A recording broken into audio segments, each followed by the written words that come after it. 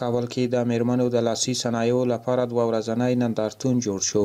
بانوان افغان رستورانت د مسؤلې له لوري د لسګونو میرمنو د لاسي صنایعو، زیورالاتو، ځینې خوراکي توکو او ښځینه جامو لپاره د بازارموندنې په موخه دغه نندارتون جوړ شوی چې 2 ورځې به دوام وکړي، ترڅو د میرمنې وکولای شي په خپلو لاسونو جوړ شوو توکو ته د خرڅلاو ښه بازارموندنه وکړي.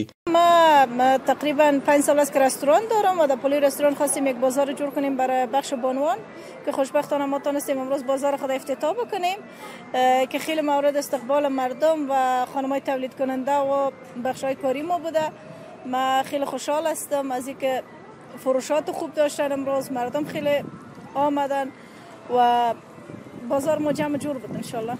این نمایشگاه فعلا به 2 روز است. هفته 2 روز می باشه که به نام پنجشنبه بازار و جمعه بازار برگزار شده و همچنان فکر کنم 51 نفر در این برنامه دمی هفته 2 روز که اشتراک کرده. خانم‌ها که تمامشان تجارت‌های خرد یا کوچک و یا هم متوسط دارن اینجا اشتراک کردن. کومه میرمنو چې په دغه نندارتون کې ګډون کړی و له حکومتي خوښي څرګندوله چې د میرمنو د بیلابیلو سوداګریزو پروګرامونو لپاره زمینه برابره کړي او اسانتیاوې ورته رامنځته کوي. دا نمایشګاه چې د خاص د ښځو دپاره د کولی شي خانمان ډیر فعالیت وکړي، خیاطي کې، لباس کې، فیشن کې، د زبان موره ټول شان کې کولی شي فعالیت وکړي، حتی رسامي بخش کې. باید خپل محصولات نمایش ته راوړو، خلک یې وګوري او شناخت پیدا کړو، بازاریابی وکړو. امروز بخش‌های امنیتی و محافظتی هم ما داشتیم، هم طبقه ذکور هم طبقه اناث و پیام ای است که بتونن پارک‌های زنانه را بر خانم‌ها بدن، ساعت سبز بر خانم‌ها بدن، قراردادهای 10 ساله خانم‌ها داشته باشن.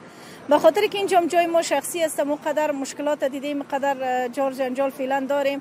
اگه این بخش دولتی باشه، مثلا ما 1 سال یک جای رونق میتیم، کار جور میکنیم، زحمت میکشیم، پس صاحب جای میگه شما باید بریم، دیگه امرتون قرارداد نمیکنم. در جای ما خودشان میتونن کاری که ما تولیدات داشتیم شروع بکنن. به این دلیل باید حکومت ما همکاری بکنه. خواست ما این است که بگذارن حداقل کسایی که تجارت کوچک را شروع کردن یا از یک جای خواستن که شروع بکنن اجازه بدن که حداقل پیشرفت در زندگی خود داشته باشن، حداقل بتونن که به جاهایی که میخواین به اون جاها برسن و برگزاری همچنین نمایشگاه بسیار زیاد خوب است. خانم‌ها که هستن پیکر جامعه است، خانم‌ها باید کارایش رونق پیدا کنه، خانم‌ها حمایت شه، خانم‌های متضرر سرپای خود استاد در خود کفاف خانم‌ها. دا یادونه وړ ده چې اوس مهال د هیواد په کچه تر 40,000 میرمنو په خصوصي سکتور کې فعالیت کوي چې ډیری د ډول میرمنې له بېوزلو او یا بې سرپرستو کورنیو څخه دي او له دې لارې خپلې اقتصادي اړتیاوې پوره کوي.